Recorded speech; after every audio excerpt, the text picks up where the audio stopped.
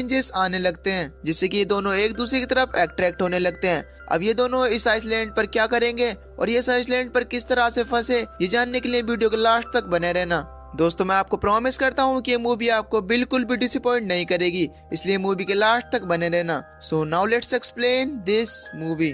The blue lagoon. Movie की शुरुआत में एक शिप पर एक फैमिली को दिखाया जाता है, जहाँ पर दो बच्चे होते हैं, जिसमें लड़के का नाम रिचर्ड और लड़की का नाम एमिलिन होता है। ये दोनों ही कजन है। यहाँ पर रिचर्ड के साथ उसका फादर भी होता है। इनके साथ यहाँ पर एक कुक भी होता है जिसका नाम पैडी है और वो यहाँ पर सबके लिए खाना बनाता है। अब शिप में अचानक से आग लग जाती है और सब जगह धुआं हो जाता है, जिसकी वजह से कुछ भी दिखाई नहीं दे पा रहा था। शिप में आग लगे होने की वजह से शिप पानी के अंदर डूबने लगती है, लेकिन वो कुक किसी तरह से उन दोनों बच्चों को एक बोट पर बैठाकर उन्हें वहां से ले जाने लगता है। इनको उस बोट पर पूरी रात गुजर जाती है और अब अगली सुबह होती है।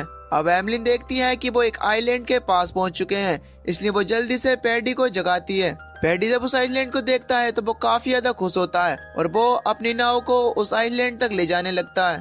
और अब जब वो लोग इस आइलैंड पर पहुंचते हैं तो इन्हें पता चलता है कि इस आइलैंड पर हर वो चीज मौजूद है जो कि जीवन जीने के लिए चाहिए होती है, जैसे कि पीने के लिए पानी और खाने के लिए भरपूर मात्रा में खाना। ये लोग इस आइलैंड पर आकर बहुत ज्यादा खुश होते हैं, क्योंकि यहाँ पर उन्हें हर चीज मिल पा रही थी जिनकी उनको जरूरत थी। यहाँ पर पैडी को कई सारी शराब की बोतलें भी मिलती हैं, जिसकी वजह से वो बहुत ज्यादा खुश होता है। रिचर्ड जब आगे की ओर जाता है तो उसे एक इंसानी खोपड़ी मिलती है, जिसे वो पैडी को लाकर देता है, जिसे देखकर पैडी समझ जाता है यहाँ पर उनके अलावा कोई और भी आया है, इसलिए वो बच्चों को यहाँ से लेकर यहाँ से चला जाता है। खैर अब रात होती है और पैडी एक जगह बैठकर शराब पी रहा होता है। तभी उसे पास ही से कुछ आवाजें आती हैं और पैडी जब उठकर वहां पर पास जाकर देखता है तो वो देखता है कि एक पत्थर पर एक मांस का टुकड़ा पड़ा हुआ है, जिस पर से काफी ज्यादा खून निकल रहा था, यानी कि यहाँ पर किसी ने किसी की बलि दी है। ये देखकर पैडी काफी ज्यादा डर जाता है और जल्दी से भागकर बच्चों के पास आ जाता है। वो बच्चों के पास आकर बच्चों को समझाने लगता है कि वो आइलैंड की उस जगह पर न जाएं। लेकिन पैडी एक बात को सोचकर अभी भी बहुत ज्यादा परेशान था कि आइलैंड की दूसरी तरफ क्या हुआ होगा। अब ये तीनों यहाँ पर बहुत ज्यादा मस्ती करने लगते हैं, लेकिन पैडी ने काफी ज्यादा शराब पी थी, इसलिए वो जल्द ही सो जाता है। खैर अब अगली सुबह होती है। तभी पैडी देखता है कि उसकी शराब की कैन पानी में तैर रही है, जिसे पकड़ने के लिए वो पानी के अंदर चला जाता है, लेकिन नशे में होने की वजह से उसे अपने आप पर कंट्रोल नहीं हो पाता और वो पानी में डूबकर वहीं पर मर जाता है। और अब सुबह होने पर जब बच्चे उठते हैं तो वो देखते हैं कि पैडी यहाँ पर नहीं है, तो वो उस आइलैंड की तलाश करने लगते हैं और तभी उन्हें पता चलता है कि पैडी आइलैंड की दूसरी तरफ है, इसलिए वो बोट में बैठकर आइलैंड की दूसरी तरफ जाने लगते हैं। और अब जब वो पैडी के पास जाकर देखते हैं तो वो देखते हैं कि पैडी मर चुका है। ये देखकर वो बच्चे बहुत बुरी तरीके से डर चुके थे और उन बच्चों के लिए एक बात ये भी थी कि सिर्फ पैडी था जो उनका ख्याल रखा करता था और अब उनका ध्यान रखने के लिए यहाँ पर कोई भी नहीं है। और अब रात होती है और ये बच्चे एक जगह बैठे होते हैं। तब एमिलिन रिचर्ड से कहती है कि मुझे यहाँ पर नहीं रहना है, तुम मुझे यहाँ से लेकर चलो। अब रिचर्ड एमिलिन को लेकर एक दूसरे आइलैंड पर जाने लगता है। वहाँ पर पहुंचकर ये दोनों अपने लिए एक घर बनाते हैं और एक आइलैंड पर किस तरह से सरवाइव किया जाता है ये इन दोनों को अच्छी तरीके से आता था, क्योंकि पैडी ने मरने से पहले इन दोनों को ये सब चीजें सिखा दी थी। खैर अब कई साल गुजर जाते हैं और ये दोनों यहाँ पर अच्छी तरीके से रहना सीख गए थे और अब ये दोनों भी जवान हो चुके थे, इसलिए इनके शरीर में अब फिजिकल चेंजेस आने लगते हैं और ये दोनों एक दूसरे को नोटिस करने लगते हैं और इन दोनों को एक दूसरे के लिए फीलिंग आने लगी थी। लेकिन ये दोनों उस फीलिंग से अनजान थे, क्योंकि इन दोनों को नहीं पता था कि ये फीलिंग्स क्या होती हैं, क्योंकि ना ही तो इनकी कोई एजुकेशन हुई है जिससे कि इन दोनों को इन बारे में पता चल सके और ना ही इन दोनों को कोई बताने वाला था। खैर अब एक दिन जब एमिलिन नहा रही होती है तो उसकी बॉडी में से ब्लड आने लगता है, जिसे देखकर एमिलिन बुरी तरीके से डर जाती है और वो रिचर्ड को आवाज लगाने लगती है। लेकिन बाद में उसे पता चलता है कि ये ब्लड उसी की बॉडी से आ रहा है, यानी कि वो उसका फर्स्ट पीरियड था। अब रिचर्ड एमिलिन के पास आ जाता है और वो उसे चिल्लाने की वजह पूछता है। तब एमिलिन रिचर्ड से कहती है कि कुछ नहीं हुआ है और वो उसे यहाँ से जाने के लिए कहती है, लेकिन पानी में काफी ज्यादा ब्लड देखे होने की वजह से रिचर्ड एमिलिन से पूछने लगता है कि उसके साथ क्या हुआ है और उसे लगता है कि शायद एमिलिन को कोई चोट लगी है और वो उसे उसकी चोट को देखने के लिए कहता है। लेकिन एमिली उसे इस बारे में बताना नहीं चाहती थी, इसलिए अब रिचर्ड को गुस्सा आ जाता है और उसे लगता है कि एमिलिन उससे अब काफी चीजें छुपाने लगी है। और अब रिचर्ड यहाँ से चला जाता है। अब जैसे जैसे यहाँ पर टाइम बीत रहा होता है तो ये दोनों एक दूसरे की तरफ अट्रैक्टिव हो रहे थे।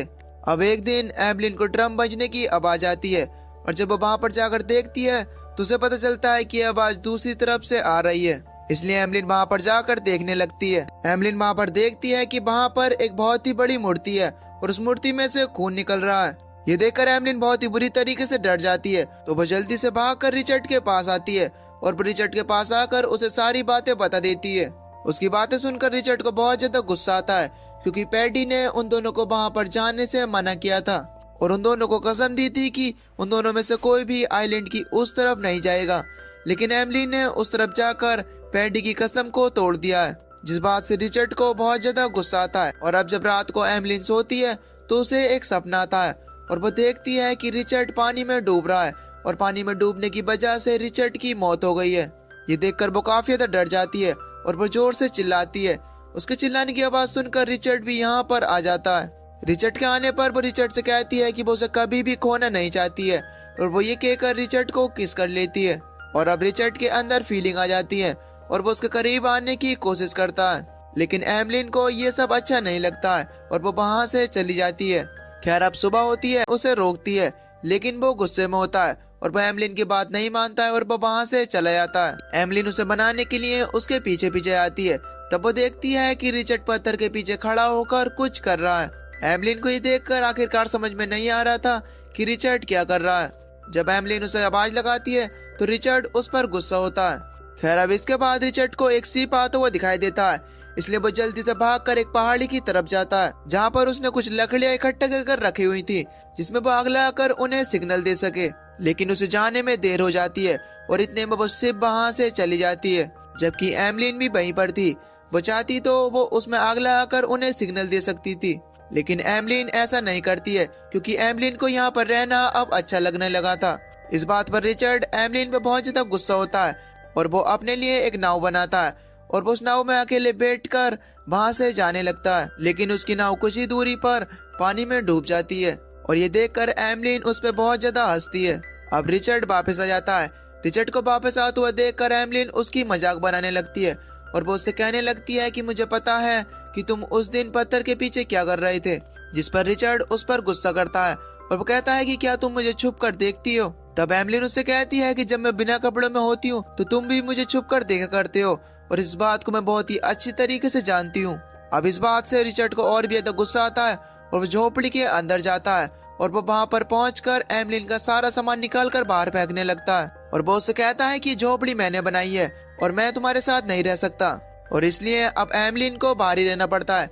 जब बरसात आती है तो एवलिन एक छोटी सी गुफा में छिप जाती है और इसके बाद हम देखते हैं कि एवलिन कुछ फूलों को एक मूर्ति के पास ले जाती है।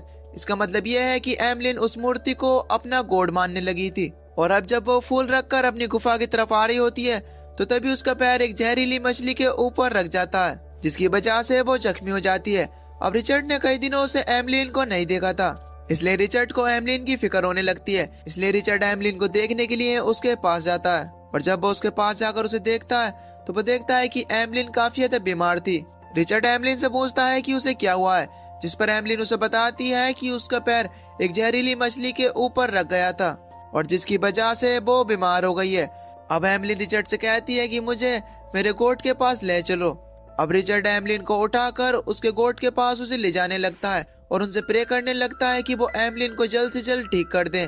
अब कुछ देर बाद एवलिन पूरी तरीके से ठीक हो जाती है, इसलिए रिचर्ड एवलिन को अपने साथ ले आता है और अब दोबारा से ये दोनों एक साथ रहने लगते हैं। एक दिन रिचर्ड और एवलिन एक साथ बैठे होते हैं तो ये आपस में बातें कर रहे होते हैं और बातों ही बातों में ये दोनों एक दूसरे के करीब आ जाते हैं और इन दोनों के बीच फिजिकल रिलेशन हो जाता है। और इन दोनों ने उस फीलिंग को पहली बार समझा था जो फीलिंग इनके अंदर बहुत ही पहले से आ रही थी और ये इस चीज को दिन में कई बार एंजॉय करने लगे थे क्योंकि इस चीज में इन दोनों को काफी ज्यादा मजा आ रहा था। और इसी तरह से इन दोनों को इस आइलैंड पर काफी ज्यादा समय बीत जाता है। अब एक दिन एवलिन रिचर्ड को बताती है कि मेरी तबीयत खराब हो रही है और मुझे ऐसा लगता है कि जैसे मेरे पेट में कुछ है। और अब वो रिचर्ड का हाथ अपने पेट पर रखती है और उसके पेट में हलचल होने लगती है। ये देखकर रिचर्ड उससे कहता है कि तुम्हारा पेट खुद से ही क्यों हिल रहा है। दरअसल अब एवलिन प्रेग्नेंट हो चुकी थी और इस बात से ये दोनों ही अनजान थे। खैर अब एक दिन रिचर्ड उस आइलैंड के दूसरी तरफ जाता है और वो देखता है कि कुछ आदिवासी लोग एक आदमी की बलि चढ़ा रहे थे।